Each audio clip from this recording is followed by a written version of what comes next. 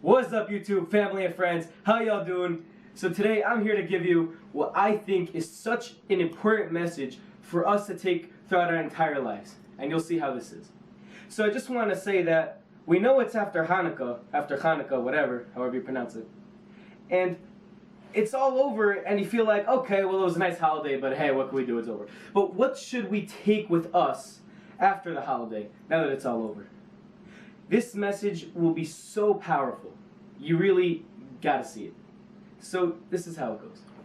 You see, everyone thinks that the story of Hanukkah is that at a certain point, the Greeks, these evil Greeks, they came into Israel, you know, the Syrian Greeks, they came from Syria actually, whatever, and they tried to take away the Jewish religion, and they wanted us to become like them, but they were just taking away our religion. And then finally, the Jews were fed up, you got a band of Maccabees, and they went and they fought and they won, and it was a nice miracle, and all that. But the truth is, there are aspects to the story of Hanukkah that we don't pick up on. And that really, this picture of the whole story is not really how it happened. You see, the truth is, when the Greeks came, they told us Jews, they said, oh, you guys are Jews? That's pretty cool. Oh, you have this thing called the Torah? That's pretty cool too. You know what? We want the Torah translated. We like to read the Torah. We think the Torah has a lot of wisdom. We think the Torah is awesome.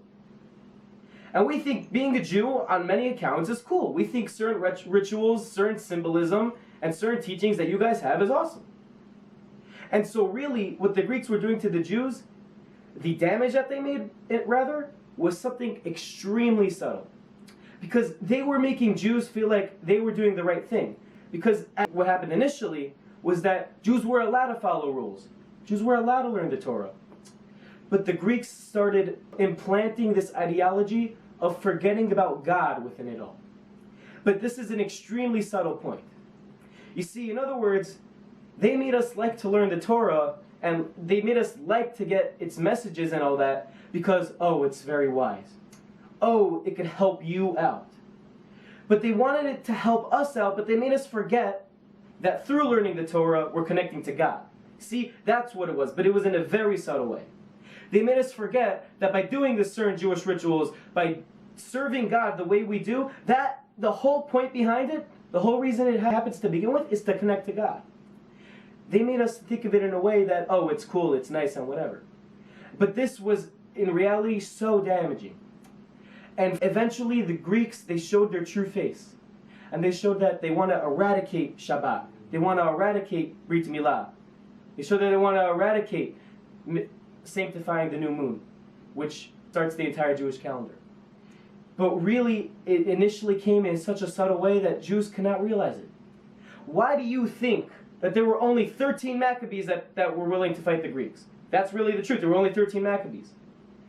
Because the general populace of Jews, they couldn't even realize the enemy.